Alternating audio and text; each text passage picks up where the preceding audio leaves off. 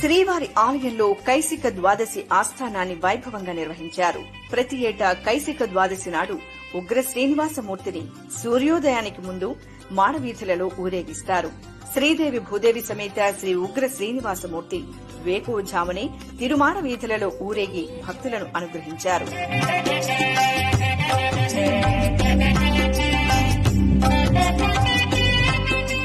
శ్రీ వరాహస్వామి భూదేవికి కైసిక ద్వాదశి మహాత్మ్యాన్ని 82 శ్లోకాలతో వివరించినట్లు పురాణ కథనం.